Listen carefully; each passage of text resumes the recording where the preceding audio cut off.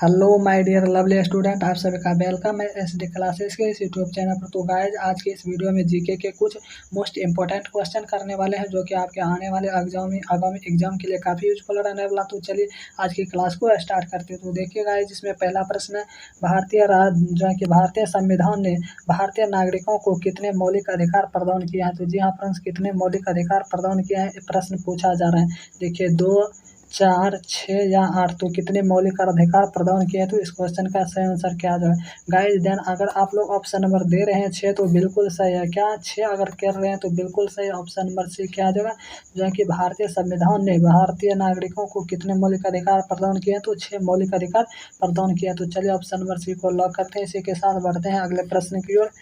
तो देखिए अगला प्रश्न है आपके सामने। नेक्स्ट क्वेश्चन क्या कह रहा है इसमें से देख लेते हैं। कहता 14 वर्ष से कम आयु के बहुत से गरीब बच्चे पटाखे बनवाने वाले कारखानों में काम करते हैं। इन कारखानों में बच्चों को काम देने से किस मौलिक अधिकार का कि उल्लंघन होता है। 14 वर्ष से कम उम्र के बच्चे कि कहीं भी अगर काम करते हैं तो वो कि किस नियम का उल्लंघन करता है। तो वही पूछा जा रहा है, किस अधिकार का उल्लंघन करता है, किस मौलिक अधिकार का। देखिए समानता का अधिकार का उल्लंघन होता है, या शोषण के विरुद्ध अधिकार होता है, या स्वतंत्रता का विरुद्ध अधिकार होता है, या कि संस्कृति तथा शिक्षा संबंधी अधिकार। तो इस क्वेश्चन का सही आंसर क्या है। 14 वर्ष के कम उम्र के बच्चे अगर कहीं भी काम करते हैं तो वो कि किसके विरुद्ध होता है। तो उसका सही आंसर पूछा जा रहा है। तो देखिए शोषण के विरुद्ध अधिकार होता है। क्या होता है? शोषण के विरुद्ध अधिकार। तो ऑप्शन नंबर बी इस क्वेश्चन का क्या हो जाएगा, सही हो जाएगा। तो ऑप्शन नंबर बी को चलिए लॉक करते हैं। बढ़ा जाए नेक्स्ट क्वेश्चन की ओर। चलिए बढ़ते हैं नेक्स्ट क्वेश्चन की ओर।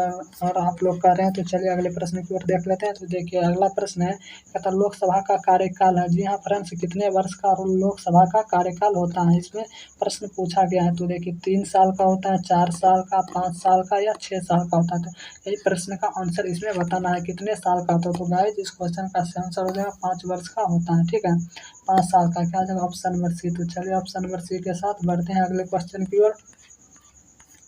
देखिए अगला प्रश्न है, कहता भारत के राष्ट्रपति को पद की शपथ कौन दिलाता है। जी हाँ फ्रेंड्स, जैसे भारत के राष्ट्रपति बनते हैं तो उनको शपथ ग्रहण कौन दिलवाता है। तो इस क्वेश्चन का यही आंसर पूछा जा रहा है, क्या होगा।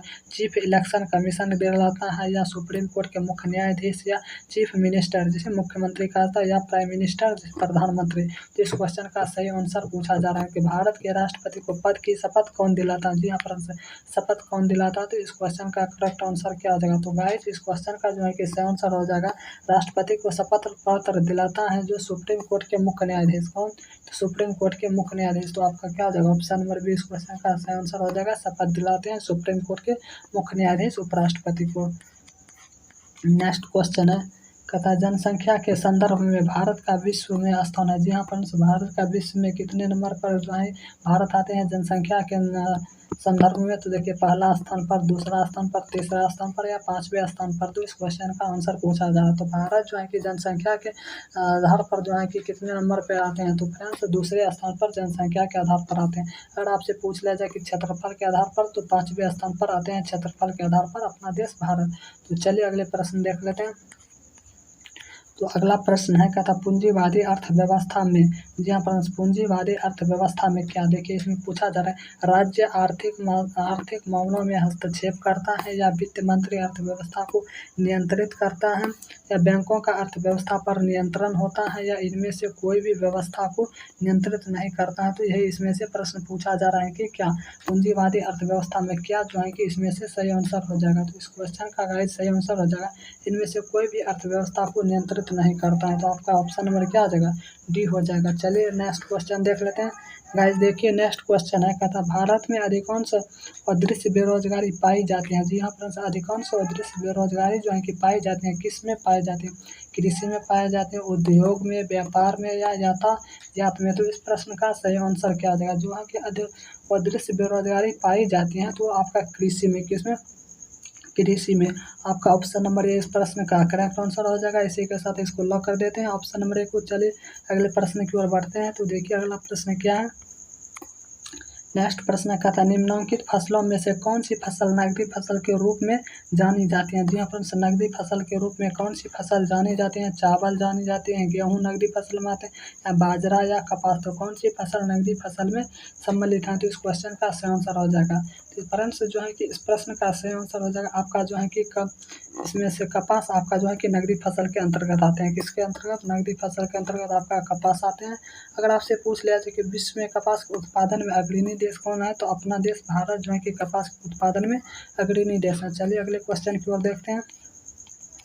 देखिए अगला प्रश्न है आर्थिक विकास के दृष्टिकोण से भारत की गिनती होती है। जी हाँ, आर्थिक विकास के दृष्टिकोण से भारत की गिनती होती है। देखिए पिछड़े राष्ट्र के रूप में होते हैं, या विकसित राष्ट्र के रूप में, या विकासशील राष्ट्र के रूप में, या अर्ध विकसित राष्ट्र के रूप में। तो इस प्रश्न का सही आंसर क्या जाएगा।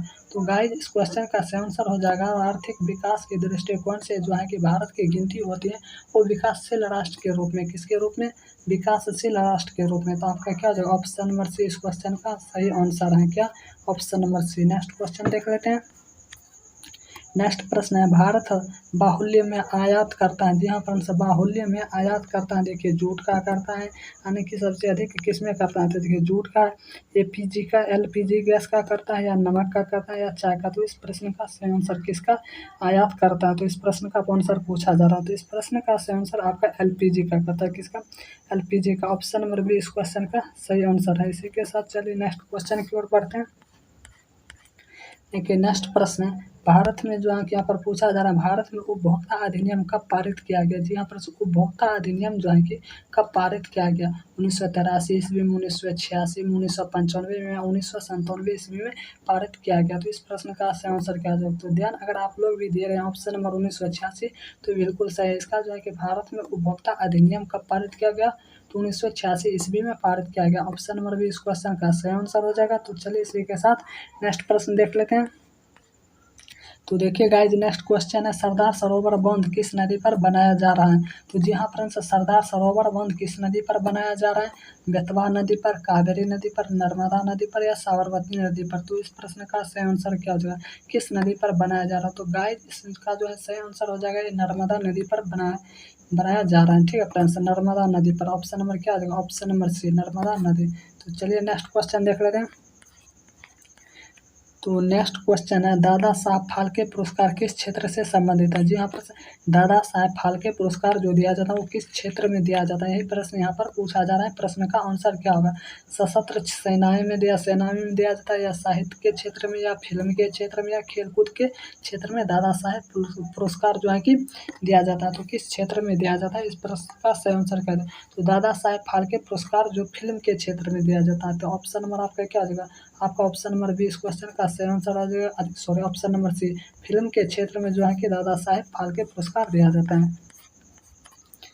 नेक्स्ट क्वेश्चन है किस राज्य में एलोरा की गुफाएं स्थित हैं। जी हाँ फ्रेंड्स, एलोरा की गुफाएं किस राज्य में स्थित है। आंध्र प्रदेश में, कर्नाटक में, मध्य प्रदेश में, या महाराष्ट्र में। तो किस राज्य में स्थित है, तो इसका सही आंसर पूछा जा रहा है। ठीक है फ्रेंड्स, तो एलोरा की गुफाएं जो है कि इसका जो सही आंसर है महाराष्ट्र में स्थित है। कहाँ स्थित है, तो महाराष्ट्र में आपका स्थित है एलोरा की गुफा। ऑप्शन नंबर डी इस क्वेश्चन का सही आंसर है। नेक्स्ट क्वेश्चन है देखिए यहाँ पर नेक्स्ट क्वेश्चन क्या था विंबलडन जो है कि पूछा था विंबलडन जो है कि चैंपियनशिप किस खेल से संबंधित है। जो है कि खेल का नाम है चैंपियनशिप किस खेल से संबंधित है पूछा जा रहा है। तो देखिए बैडमिंटन से संबंधित है, बैडमिंटन से संबंधित है, क्रिकेट से, या फुटबॉल से, या टेनिस से। तो किससे संबंधित है इस प्रश्न का इसमें आंसर पूछा जा रहा है। बैडमिंटन से संबंधित, क्रिकेट, फुटबॉल, या टेनिस से। इस प्रश्न का सही आंसर क्या जाएगा। तो इस प्रश्न का सही आंसर आपका जो है कि फुटबॉल से संबंधित है, सॉरी टेनिस से संबंधित है। किससे, टेनिस से जो है कि विंबलडन चैंपियनशिप संबंधित है। चलिए अगले प्रश्न की ओर देखते हैं। तो देखिए नेक्स्ट क्वेश्चन है कहता है विश्व प्रसिद्ध थार रेगिस्तान किस राज्य में स्थित है। जी हाँ फ्रेंड्स, थार रेगिस्तान किस राज्य में, उत्तर प्रदेश में, राजस्थान में, बिहार में, आंध्र प्रदेश। देन आप ये सभी आपका जो है कि ये सभी का क्वेश्चन सही हो रहा है। इसका ऑप्शन अगर आप लोग दे रहे हैं थार जो है कि किस राज्य में स्थित है, राजस्थान में, तो बिल्कुल सही है। क्या जो ऑप्शन नंबर बी, क्या जो ऑप्शन नंबर बी राजस्थान में स्थित है। तो चलिए नेक्स्ट क्वेश्चन देख लेते हैं। तो नेक्स्ट क्वेश्चन है यहाँ पर पूछा जा रहा है भारतीय राष्ट्रीय पशु हैं। जी हाँ फ्रेंड्स, भारतीय राष्ट्र पशु क्या है, गाय है, बाघ है, हाथी है, हिरन। तो ये सभी को पता होगा क्या है भारतीय राष्ट्र पशु। फटाफट इसका आंसर कीजिए। तो बाघ है, क्या है बाघ है, ऑप्शन नंबर क्या हो जाएगा बी। तो चलिए नेक्स्ट क्वेश्चन देख लेते हैं।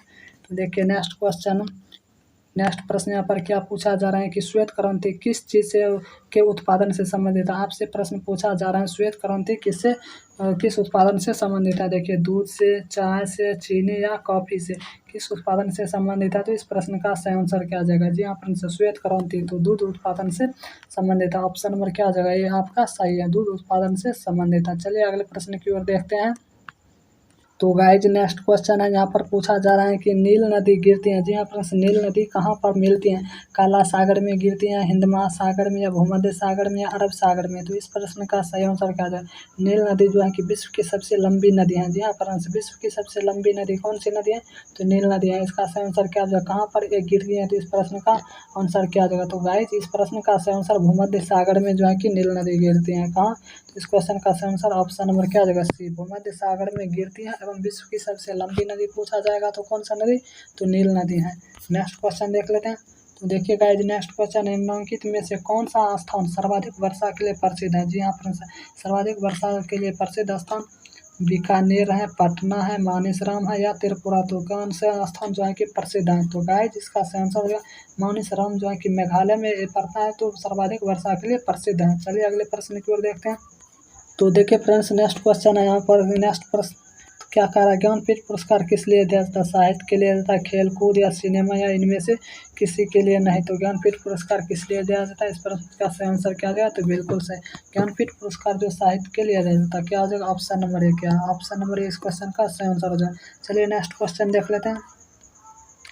देखिए नेक्स्ट प्रश्न है, भारत क्या है जी। यहाँ पर भारत क्या है, एक गणराज्य है, एक संघ राज्य है, एक धर्मनिरपेक्ष राज्य है, या इनमें से सभी। तो भारत क्या है इसमें से पूछा जा रहा है। तो देखिएगा इस प्रश्न का सही आंसर हो जाएगा भारत तो एक गणराज्य है ही, भारत एक संघ राज्य भी है, भारत एक धर्मनिरपेक्ष राज्य भी है। तो इस क्वेश्चन का सही आंसर क्या आ जाएगा, ऑप्शन नंबर डी यानी कि इनमें से सभी। चलिए अगले प्रश्न की ओर देख लेते हैं।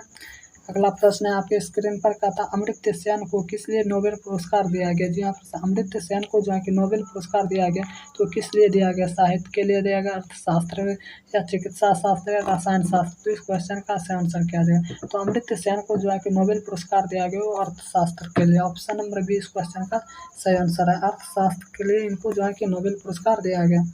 इसी के साथ अगला प्रश्न देख लेते हैं। तो अगला प्रश्न है, जमशेद जी टाटा ने क्या किया जी। यहाँ पर जमशेद जी टाटा ने क्या किया, भारतीय, इसका देखिए ऑप्शन देख लेते हैं। भारतीय उद्योग को प्रोत्साहित किया, एक राजनीतिक दल को नेतृत्व किया, एक फिल्मों का निर्देश किया, उसके बाद स्वाधीनता आंदोलन में योगदान किया। तो इस प्रश्न का सही आंसर क्या जाएगा, जमशेद जी टाटा ने क्या किया। तो जी हाँ फ्रेंड्स इस प्रश्न का सही आंसर आपका हो जाएगा भारतीय उद्योग में प्रोत्साहित किया। क्या हो जाएगा, भारतीय उद्योग में प्रोत्साहित, ऑप्शन नंबर ए इस प्रश्न का सही है। इसी के साथ बढ़ते हैं अगले प्रश्न की ओर। देखिए अगला प्रश्न है यहाँ पर, कहता है हज करने के लिए मुस्लिम कहाँ जाते हैं जी। यहाँ पर हज करने के लिए जो है कि मुस्लिम कहाँ पर जाते हैं, ये पूछा जा रहा है, बेरूत, मक्का, तेहरान या काबुल। तो इस प्रश्न का सही आंसर क्या है, तो मुस्लिम लोग हज करने के लिए कहाँ जाते हैं। तो गाइज आप लोग भी इसका आंसर कर रहे हैं सही, तो मक्का जाते हैं। कहाँ, तो मक्का जाते हैं हज करने के लिए। चलिए अगला प्रश्न की ओर देख लेते हैं। तो देखिए नेक्स्ट प्रश्न है, कहता है ओडिसी क्या है जी। यहाँ पर ओडिसी क्या है, देखिए एक संगीत कला है, एक मूर्ति कला है, एक चित्रकला, या एक नृत्य कला। तो ओडिसी क्या है, तो देखिए गाइज इसका सही आंसर क्या है, ओडिसी जो है कि एक नृत्य कला है। ठीक है फ्रेंड्स, ओडिसी क्या एक नृत्य कला। आपसे ये भी प्रश्न बन सकता है कि जो है कि ओडिसी किस राज्य का नृत्य कला, तो ये ओडिशा का है। क्या उनका, ओडिशा। चलिए अगले प्रश्न की ओर देख लेते हैं। तो नेक्स्ट क्वेश्चन है, संथाल लोग कहाँ रहते हैं जी। हाँ संथाल लोग जो है कि ये कहाँ पर रहते हैं, ओडिशा में रहते हैं, झारखंड में, पश्चिम बंगाल, या इनमें से सभी स्थानों पर रहते हैं। तो संथाल लोग कहाँ रहते हैं, तो गाइस संथाल लोग जो रहते हैं झारखंड में रहते हैं। Option number D sorry option number B इस क्वेश्चन का बिल्कुल सही, संथाल लोग कहाँ रहते हैं, तो झारखंड में। नेक्स्ट क्वेश्चन देखते हैं। नेक्स्ट प्रश्न का था, विश्वनाथ आनंद क्या खेलते थे जी। आप विश्वनाथ आनंद किस खेल से संबंधित हैं, शतरंज से, क्रिकेट से, टेनिस या फुटबॉल से। तो इस प्रश्न का आंसर क्या है, तो विश्वनाथ आनंद जो है ये जो किससे संबंधित थे, तो ये शतरंज से संबंधित है। तो ऑप्शन नंबर इसका क्या होगा, ऑप्शन नंबर ये इसका सही आंसर हो जाएगा। चलिए अगले प्रश्न की ओर देखते हैं। तो देखिए गाइज नेक्स्ट क्वेश्चन है, कहता पंडित रविशंकर क्या है। जी हाँ फ्रेंड्स, एक विख्यात शिक्षक है, एक विख्यात गायक है, एक विख्यात लेखक है, एक विख्यात सितार वादक। तो इस प्रश्न का आंसर क्या हो जाएगा, पंडित रविशंकर किससे संबंधित है। तो इस प्रश्न का आंसर हो जाएगा एक विख्यात सितार वादक। क्या थे ये, सितार वादक थे। क्या थे फ्रेंड्स, ये एक सितार वादक थे। इस प्रश्न का सही आंसर हो जाएगा ऑप्शन नंबर डी। तो चलिए अगले प्रश्न की ओर देखते हैं। तो देखिए गाइस अगला प्रश्न है, क्या था बिरसा मुंडा कौन था। तो जी हाँ फ्रेंड्स, बिरसा मुंडा कौन था, एक साम्यवादी नेता था, एक जनजाति विद्रोही था, एक हॉकी खिलाड़ी, इनमें से कोई नहीं। तो बिरसा मुंडा क्या था। तो देखिए गाइस बिरसा मुंडा जो है कि एक जनजाति विद्रोही था। क्या था, एक जनजाति विद्रोही। ऑप्शन नंबर 20 क्वेश्चन का करेक्ट आंसर हो जाएगा। गाइज आप लोग का 30 में से कितना स्कोर सही हुआ आप लोग कमेंट में जरूर बताइएगा। एवं चैनल को अभी तक सब्सक्राइब नहीं किया तो चैनल को सब्सक्राइब कीजिए, वीडियो को लाइक नहीं किया तो वीडियो को लाइक कीजिए। फिर मिलेंगे अगले क्लास में, तब तक के लिए जय हिंद।